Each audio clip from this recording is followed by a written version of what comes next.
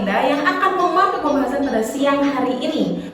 Menurut kalian nih sebagai Gen Z, pasti akhir-akhir ini kalian sering gak sih menggunakan AI atau kemajuan teknologi lainnya untuk mengerjakan tugas, mencari materi, atau dalam hal berkomunikasi lainnya?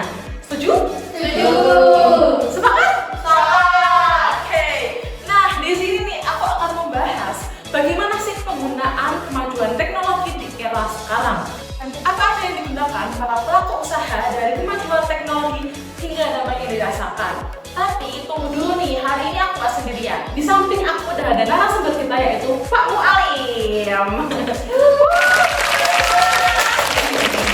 Beliau merupakan pemilik usaha dari Suasa Cafe yang sudah berdiri sejak tahun 2023. Lama banget ya Pak. Sudah berapa lama Pak? Sudah 4 tahun yang lalu ya? Menuju 4 tahun. Menuju 4 tahun yang lalu. Oke, langsung aja nih kita tanya-tanya Pak Mualim. Yang pertama nih Pak, sebelum Suasa berkembang seperti sekarang Pak, bagaimana sih proses penginputan menu yang dilakukan Pak Mualim? Jadi proses penginputan menu awal-awal ketika kita buka itu tetap menggunakan kasir langsung. Jadi zaman itu kita pakai HP, kemudian pakai kasir, ada beberapa aplikasi kasir yang kecil kan, waktu itu saya sebut aja namanya kasir pintar. Tapi di beberapa fitur akhirnya berkembang-kembang, sekarang kita menggunakan aplikasi namanya Maju Kasir. Oke, berarti kan dulu nih Pak Mualim kan menggunakan masih manual gitu ya Pak? Manual pun nggak lama sih, karena tetap bagaimanapun juga saya ketika mulai usaha ini juga di era yang sudah agak gampang seperti itu. Jadi langsung menggunakan aplikasi kasir itu tadi. Jadi kalau manual itu hanya catatan backup saja sebenarnya, itu backup saja, tapi tetap aplikasi seperti kasir. Tapi kalau sekarang udah backupnya udah nggak ada, langsung kasir semua. Tapi tetap aja yang di kasir pun juga kita convert untuk menjadi manual atau menggunakan Excel. Tetap di convert seperti itu karena butuh dua pencatatan, yaitu yang satu adalah yang base cloud, yang satu base file. Itu aja sih. Kalau untuk tadi kan Pak Mualim bilang ya menggunakan aplikasi Maju gitu. Aplikasi Maju sendiri nih Pak Mualim gunakan itu semenjak tahun berapa? Semenjak buka 2023. Oh, dari awal. Dari awal. Tapi itu sudah langsung di efisienkan semuanya atau belum Pak? Langsung. Waktu itu langsung. Tapi sempat pakai kasir aplikasi yang kecil sih, paling hanya beberapa bulan gitu. Tapi setelah itu pakai ini karena harganya juga lebih murah sih, harganya main-main. Oh iya.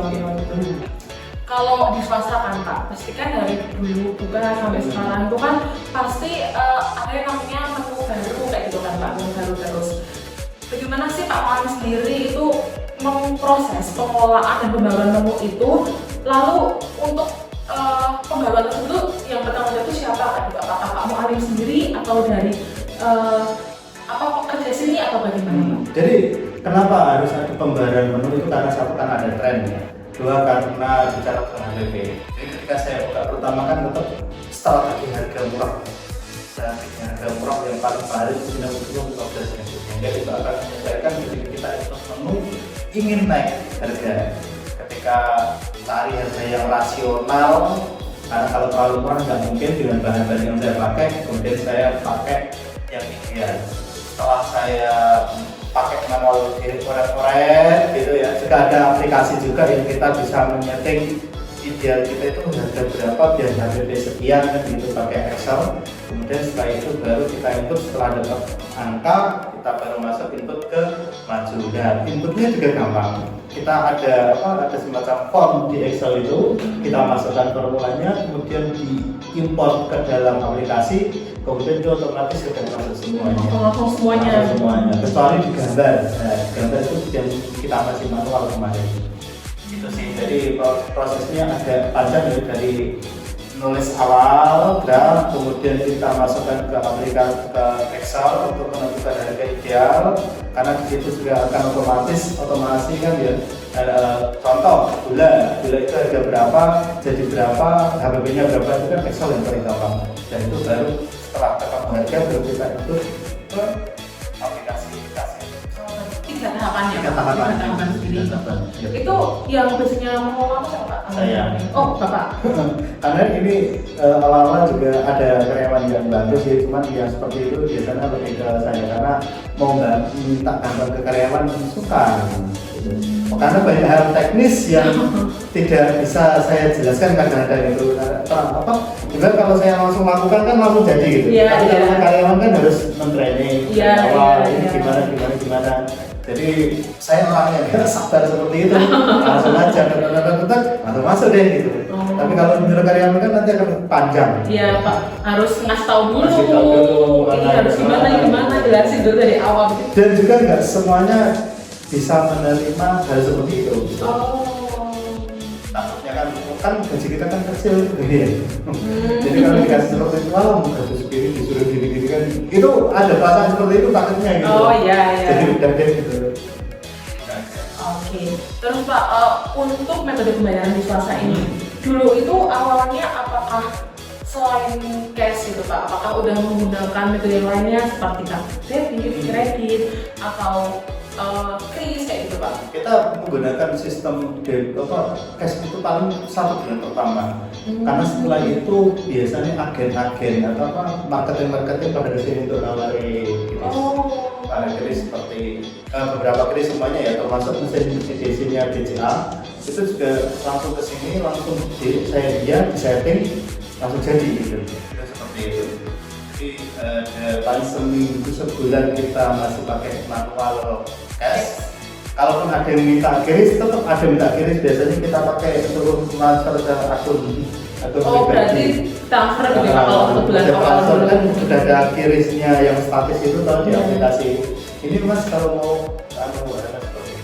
Dan setelah itu baru masuk di kiris yang lain-lain. Sampai sekarang ada sekitar 3 kiris yang kita pakai itu. Itu kris apa tuh Pak? Kiris yang pertama itu miliknya BNI, yang kedua Mandiri, yang ketiga BCA. Dan kurs Mandiri sama BCA ini bisa edisi pakai kartu, kredit atau debit, bisa pakai kiris juga. Oh. Jadi ada cara pembayaran komplit kecuali pakai edisi Ethereum dan lain-lain.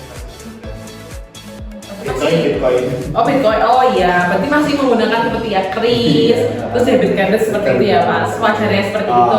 Sewajarnya. Tapi sudah menggunakan semuanya ya berarti Pak sekarang. Semuanya sudah menggunakan. Memudahkan itu karena orang-orang pasti tanya. Sini banyak, apalagi yang bule itu sering kesini tuh bawa kartu kredit. Jadi kalau edisinya nggak mumpuni itu nggak bisa, gitu. Karena harus support juga. Jadi ketika ada orang dari luar kemudian ingin bayar pakai kartu, rata-rata di sana pakainya kredit bukan debit, sehingga ya udah sempat awalnya ketika nggak ada itu ya kesulitan, kita nggak bisa proses, tapi kemudian setelah ada ini alhamdulillah tadi sudah bisa proses. Kalau untuk yang kris tadi itu kan sebulan setelah buka ya Pak? Iya, sebulan. Untuk debit card juga sebulan setelah buka itu udah bisa menggunakan debit card bisa gitu? menggunakan, bisa. Tapi ya tetap ada kendala sih, seperti kadang-kadang kreditnya nggak bisa memotong, dan ini tetap akan ada seperti itu. Solusinya tetap ya cash pada akhirnya. Oh iya. Kalau Pak, penggunaan tadi yang pembayaran digital tadi itu tuh memberikan dampak nggak terhadap operasional swasta sendiri? Misalnya kayak pembayaran tuh lebih mudah, lebih cepat seperti itu, atau mungkin pelanggan tuh lebih puas karena kan zaman sekarang apalagi kan pasti banyak orang yang cashless kan Pak kayak gitu. Itu berdampak nggak sama swasta? Oke, ada 2 jawaban untuk pertanyaan ini. Yang pertama adalah memudahkan karena rata-rata sekarang anak-anak konsumen itu kan pada jarang bawa duit, rata-rata bawa e-wallet, kemudian transaksi lebih gampang, lebih mudah dan lebih cepat. Itu kemudahannya. Di kita juga langsung bisa ngecek itu udah transaksi beneran atau tidak, itu kemudahannya. Terus kesulitannya adalah satu, kadang-kadang kalau sinyal nggak ada atau crash atau error di aplikasi itu sangat agak merepotkan. Yang utamanya adalah di awal-awal zaman kris itu dana itu kalau belum sekian itu belum ditransfer ke rekening aslinya itu. Contoh di satu kris gitu ya, itu hari itu ada transaksi. Nah, settlement atau pencairan dana dari kris ke rekening swasta itu kadang-kadang ada yang sampai 2 hari, ada yang 3 hari. Oh, berarti lama. Nah, Biasanya. itu berdampak pada operasional di kafe karena ketika kafe kita masih sepi itu mengandalkan cash putar harian gitu. Jadi ketika cash putar harian itu berhenti, kita juga akhirnya agak kesulitan di situ. Itu kalau penyakitnya apa ya, UM sangat KM ya seperti itu. Usul menengah sangat kecil. Seperti itu. Jadi itulah akhirnya berdampaknya di kesulitan seperti itu sih. Berarti kalau saya ya wis lah besok berapa hari kita harus ngecek terus. Oh kalau dapat baru pembayaran. Apalagi ketika awal-awal itu kan juga vendor nggak serta-merta ngasih ini tak kasih dulu baru bayar kan ya, itu juga jadi semuanya harus cash di depan. Dan kita ketika awal-awal itu adalah sangat struggle sekali nggak ada apa-apa ya itu benar. Awal pas dulu buka puasa. Tapi kalau sekarang udah enggak seperti itu. Dari situ sekarang asal kali 24 jam Sudah masuk langsung seperti itu. Kalau selain tadi pembayaran sendiri Pak, kan swasta kan pasti ada kopi kan Pak, ada kopi ini. Untuk apa penggilingan kopi sendiri, pembuatan kopi sendiri itu pas pertama kali buka swasta itu apakah masih manual atau udah langsung menggunakan yang otomatis gitu Pak? Jadi awalnya kita pakai alat kopi namanya rock presso. Rock presso itu meres manual, betul-betul manual, rebus air manual di titik tertentu. Kalau grinding kopi tetap udah mesin ya, grinding kopi mesin, kemudian baru diperus pakai alat namanya rock press yang itu sekali keluar hanya untuk satu porsi gitu. Sekali itu satu porsi. Itu awal-awal seperti itu sih sampai ada ya 3-4 bulanan lah seperti itu masih pakai karena belum punya duit untuk beli mesin gitu.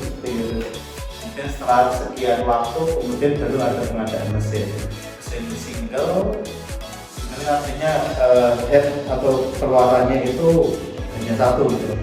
Itu untuk beberapa porsi harus begitu. Untuk porsi karena besar jadi otomasi ya. Itu sangat memudahkan jelas ya. Berarti dulu awalnya masih manual gitu ya Pak, masih manual, tapi 3-4 bulan setelah buka baru semuanya otomatis gitu ya Pak. Kalau penggunaan yang tadi yang otomatis itu Pak, itu tuh kira-kira ada dampaknya nggak Pak sama pembuatan kopi? Satu, kan di mesin kopi itu ada namanya PID system. PID system itu sistem yang memungkinkan suhu air itu tetap stabil. Jadi selama dia turun, ketika dia nyala untuk memanaskan air tersebut, dia suhunya di 90 derajat gitu. Jadi mesin ada penyambutan seperti itu. Jadi kita nggak usah terus airnya juga nggak kepanasan atau nggak kurang panas, air tetap stabil. Ada sistem seperti itu. Yang kedua lotari itu adalah jadi nyedot air secara otomatis. Jadi sampai di tangkinya itu habis, dia akan nyedot otomatis airnya mengisi di situ, kemudian direbus lagi seperti itu. Jadi itu sangat memudahkan di proses. Kalau kemarin kita untuk bikin kopi aja harus grinding, kemudian merebus air, kemudian tempe mengeluarkan dengan sekuat tenaga. Ketika yang antri 10 orang, wow. Itu lama banget dari ini. Karena satu porsi itu bisa 2 atau 3 menit ya. Ya itu kan berarti kalau 10 berarti udah 30 menit. Iya, setengah jam sendiri. Nah, hanya bikin kopinya. Belum yang lain-lain, nyampur es, nyampur dan lain-lain gitu. Jadi memang apa jelas kalau yang manual. Tapi salut sih itu masih pakai manual itu. Banyak. Terakhir nih, pertanyaan terakhir nih. Dari Pak Mu'alim sendiri, ada nggak sih perbedaan yang paling dirasakan Pak Mu'alim sebelum dan sudah adanya kemajuan teknologi ini dalam hal pembayaran ataupun mesin kopi sendiri? Sangat berpengaruh. Kenapa? Bagaimanapun juga saya pengen kasih cara. Jadi caranya itu pun juga membutuhkan sistem pembayaran, sistem pencatatan, sistem operasional yang lebih efisien dan lebih cepat juga. Jadi dengan adanya kris kita nggak usah cari kembalian, terus pecahan kecil juga 1000 namanya itu kan susah. Ya. kalau nggak ada kemana saya cari di sini gitu. Iya. Mana jauh-jauh lagi tetangga cari ganti, jadi pakai kris itu sangat memudahkan bagi kita. Terus kalau pakai mesin sudah juga, karena ketika ruangnya seperti kita nonton bareng seperti itu yang datang sekitar 50 orang. Aku berat banyak banget. Itu kan nggak bisa kalau kita pakai manual satu-satu. Itu nggak salah itu tangan kita. Tetap main terus mesin itu, dan mesin yang tak pakai dilalahnya itu hadap tuang tapi hadap bener. Jadi ketika kita bikin sampai 20-30 sekali itu juga masih nggak ada masalah. Masih aman aja. Aman. Jadi ibaratnya 50 porsi dalam jangka waktu 1 atau 2 jam itu masih kuat ya. Sangat kuat. Yang nggak mungkin kita pakai Ini buat giring tadi gitu. ya lebih mahal juga sih akhirnya itu. Kalau ini kan tidak pakai listrik gitu. Iya. Ya, di HPP lebih murah gitu. Oke, berarti itulah cukup sekian Oke. wawancara kita hari ini bersama Pak Bu Alif gitu. Udah nggak tahu saja, udah di akhir segmen nih Pak kita Pak. Jadi tadi sebenarnya setelah kita berdengar gitu ya Pak, ternyata kemajuan teknologi itu banyak memberikan manfaat, gitu kan Pak. Apalagi bagi Pak Mu'alim sendiri sebagai pelaku usaha dari swasta kafe ini seperti itu. Tapi walaupun banyaknya tadi yang kemajuan atau banyaknya kemudahan yang dirasakan oleh Pak Mu'alim sendiri, itu juga tetap adanya kendala ya kan Pak yang dihadapi oleh Pak Mu'alim. Salah satunya adalah penggunaan aplikasi untuk menginput data ini lebih yang harusnya dimudahkan tapi malah menyulitkan dan lain sebagainya. Oleh karena itu, kemajuan teknologi perlu diimbangi dengan kemampuan beradaptasi agar dapat dimanfaatkan secara optimal untuk mendukung perkembangan usaha. Oke, itu sekian obrolan kita hari ini. Sampai bertemu di episode berikutnya. Mungkin nanti kalau aku bilang let's talk gitu, pada jawab speak your mind gitu ya. Oke teman-teman semua. Oke, aku Linda pamit undur diri. Let's talk Speak your mind. Oke.